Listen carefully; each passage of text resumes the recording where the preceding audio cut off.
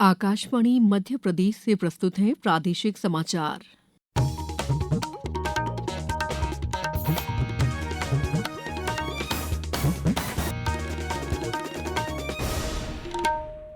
नमस्कार, समाचारों के साथ मैं दीपा सिंह। सबसे पहले मुख्य समाचार। संसद का बजट सत्र कल से होगा शुरू। आज सर्वदलीय बैठक में सत्र को सुचारू ढंग से चलाने पर हुई चर्चा। मुख्यमंत्री के जापान दौरे का आज तीसरा दिन। कोबे शहर में विभिन्न कंपनियों के प्रतिनिधियों से की मुलाकात। पन्ना की जेके फैक्ट्री में हुआ हादसा, 4 लोगों की मौत, 16 घायलों का इलाज जारी। और प्रयागराज महाकुंभ में कल हुई घटना के बाद आज सुरक्षा व्यवस्था चाक चौबंद। 4 फरवरी तक मेला क्षेत्रों में वाहन प्रतिबंधित। अब समाचार विस्तार से।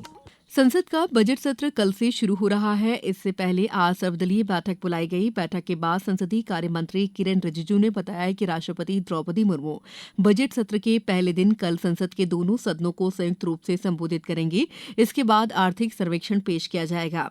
श्री रिजिजू ने कहा कि शनिवार को केंद्रीय बजट पेश किया जाएगा। उन्होंने बताया कि सत्र के दौरान राष्ट्रपति के अभिभाषण पर चर्चा होने के साथ ही बजट पर भी चर्चा होगी, जो 13 फरवरी तक जारी रहेगी। उन्होंने कहा कि संसद में पहले से ही 16 विधेयक और 19 कार्य सूचीबद्ध हैं। सब पार्टियों ने अपने अपने पार्टी का मुख्य स्टैंड और कुछ इश्यूज है, उन्होंने अनुरोध किया है कि पार्लियामेंट में इसका चर्चा होना चाहिए। क्योंकि ये बजट सत्र है तो राष्ट्रपति का अभिभाषण और बजट पर चर्चा होने के बाद कोई बहुत ही अर्जेंट इश्यू आएंगे तो उस पर भी बीएसी में बैठ करके इसका निर्णय किया जाएगा। मुख्यमंत्री डॉ मोहन यादव ने कहा है कि मध्य प्रदेश सरकार औद्योगिक विकास के लिए हर संभव सहायता प्रदान करने के लिए प्रतिबद्ध है। उन्होंने पैनासोनिक एनर्जी से अपेक्षाएं जताई हैं कि वो राज्य में अपने स्किल डेवलपमेंट पहल को बढ़ावा दें ताकि प्रदेश के युवाओं को बेहतर रोजगार के अवसर मिल सकें। मुख्यमंत्री अपनी जापान यात्रा के तीसरे दिन पैनासोनिक एनर्जी कंपनी लिमिटेड के अधिकारियों के साथ कोबे में महत्वपूर्ण बैठक की।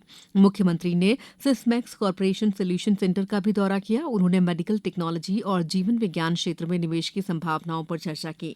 मुख्यमंत्री कंपनी को प्रदेश में मेडिकल डायग्नोस्टिक उपकरणों की विनिर्माण इकाई स्थापित करने का प्रस्ताव देकर आमंत्रित किया। राष्ट्र आज महात्मा गांधी की 77वीं पुण्यतिथि पर श्रद्धांजलि अर्पित कर रहा है। इस अवसर पर आज सुबह नई दिल्ली में गांधी समाधि राजघाट पर सर्वधर्म प्रार्थना सभा का आयोजन किया गया। इस अवसर पर राष्ट्रपति द्रौपदी मुर्मू, उपराष्ट्रपति जगदीप धनखड़, प्रधानमंत्री नरेंद्र मोदी और विपक्ष के नेता राहुल गांधी ने महात्मा गांधी की समाधि पर पुष्पांजलि अर्पित की। मुख्यमंत्री डॉ मोहन यादव ने राष्ट्रपिता महात्मा गांधी की 77वीं पुण्यतिथि पर आज जापान के कोबे में इंडिया क्लब में गांधी जी की प्रतिमा पर पुष्पांजलि अर्पित की। इलेक्ट्रॉनिक और सूचना प्रौद्योगिकी मंत्री अश्विनी वैष्णव ने कहा है कि भारत आने वाले महीनों में अपना मूलभूत एआई मॉडल तैयार करेगा। श्री वैष्णव ने नई दिल्ली में आज मीडिया को बताया कि ये मॉडल विश्व के श्रेष्ठ मॉडल की बराबरी वाला होगा। उन्होंने कहा कि इसके विकसित करने संबंधी प्रस्तावों की एक रूपरेखा तैयार की गई है। श्री वैष्णव ने कहा कि देश में अब स्वदेशी एआई मिशन को समर्थन देने के लिए 15,000 हाई एंड जीपीयू उपलब्ध हैं।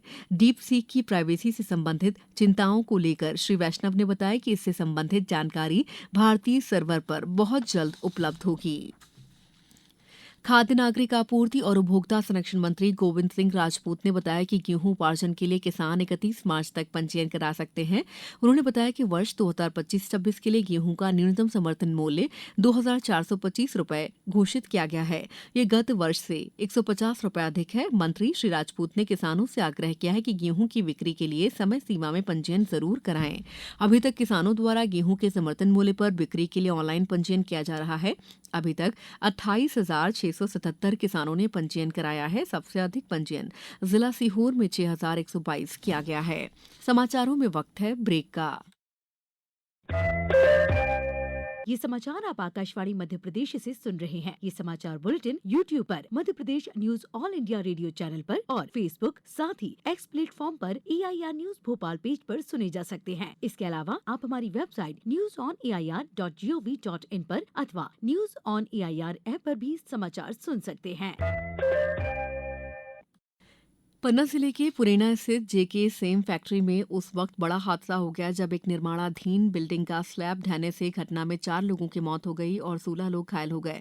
रेस्क्यू पूरा हो गया है। इस संबंध में पन्ना पुलिस अधीक्षक साई कृष्ण एस थोटा ने जानकारी दी है कि घटना में 3 लोगों की मौत पहले ही हो गई थी और एक मजदूर की मौत अस्पताल ले जाते समय रास्ते में हो गई। सभी घायलों का कटनी जिला अस्पताल में इलाज के लिए भर्ती कराया गया है। मृतकों के परिजनों को राहत मुआवजा राशि भी दी जाएगी। वित्त मंत्री निर्मला सीतारमण 1 फरवरी को वित्तीय वर्ष 2025-26 के लिए आम बजट पेश करने जा रही हैं। विशेषज्ञों और आम लोगों को उम्मीद है कि इस बार बजट में सरकार देश में सुदृढ़ ढांचा बनाने पर बल देते हुए विकास, रोजगार सृजन और वित्तीय प्रबंधन पर अधिक ध्यान केंद्रित करेगी। इस बजट से युवाओं को भी काफी उम्मीदें हैं। उनका कहना है कि स्किल इंडिया आज के लिए आवश्यक है। भोपाल की एक छात्रा ने कहा कि भारत ऐसा देश है जहां यूथ की पॉपुलेशन सबसे ज़्यादा है। मोदी जी का जो पर्सपेक्टिव है इंडिया को लेके, वो कहते हैं मेक इन इंडिया की बात करते हैं, कहते हैं कि इंडिया में स्टार्टअप्स करेंगे। तो उसके लिए यूथ को एम्पावर कैसे करेंगे आप? उसके लिए एजुकेशन इंपॉर्टेंट है। एजुकेशन में सिर्फ थ्योरी से काम नहीं चलेगा, उसके लिए आपको स्किल इन इंडिया करना पड़ेगा। जो स्किल इंडिया इनिशिएटिव है उसको यूथ तक पहुँचाएँ। उसमें जो आपने इनिशिएटिव्स लाए हैं उसमें हमें बताएं यूथ को कि उसमें क्या क्या प्रावधान है, हम कैसे उनका इस्तेमाल कर सकते हैं। क्योंकि केंद्र गवर्नमेंट कितने भी अच्छे इनिशिएटिव्स ले आए, अगर जो जिनके लिए है अगर उन्हें ही नहीं पता होगा तो उतनी उपलब्धि नहीं आ पाएगी हमारे देश में। तो एज अ यूथ एजुकेशन के बाद मेरा मोटिव है मुझे एम्प्लॉयमेंट मिले, देश की तरक्की में मैं अपना योगदान दूँ। उसके लिए मैं चाहूँगी कि मेरे अंदर स्किल सेट्स आएँ ताकि खुद को भी सपोर्ट कर पाऊँ, फैमिली को भी और देश को भी। राज्यों और केंद्र शासित प्रदेशों के श्रम मंत्रियों और सचिवों की राष्ट्रीय स्तर की 2 दिवसीय बैठक आज नई दिल्ली में संपन्न हुई। बैठक की अध्यक्षता श्रम और रोजगार मंत्री डॉ मनसुख मांडविया ने की। डॉ मांडविया ने कहा कि उनका मंत्रालय संगठित और असंगठित कार्मिकों के कल्याण के लिए राज्य सरकारों के साथ मिलकर काम करने के लिए प्रतिबद्ध है। उन्होंने कहा है कि आवास और निर्माण कार्यों में लगे कर्मियों के साथ साथ गिग और प्लेटफॉर्म कर्मियों का कल्याण सरकार की उच्च प्राथमिकता है। उत्तर प्रदेश के मुख्य सचिव मनोज कुमार सिंह और पुलिस महानिदेशक प्रशांत कुमार ने प्रयागराज में चल रहे महाकुंभ में आज संगम घाट पर घटनास्थल का निरीक्षण किया, जहां कल 30 लोगों की मौत हो गई थी। इस दौरान इन अधिकारियों ने स्थिति का जायजा लिया और सुरक्षा व्यवस्था की समीक्षा की। इसी बीच उत्तर प्रदेश सरकार ने प्रयागराज के महाकुंभ मेला क्षेत्र को 4 फरवरी तक वाहन मुक्त क्षेत्र घोषित कर दिया है।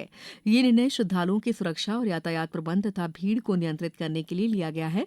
मुख्यमंत्री डॉ मोहन यादव ने मुख्य सचिव अनुराग जैन और रीवा संभाग के आयुक्त को मध्य प्रदेश और उत्तर प्रदेश की सीमा से महाकुंभ में जाने वाले श्रद्धालुओं के लिए समुचित और प्रभावी व्यवस्थाएं करने के निर्देश दिए हैं।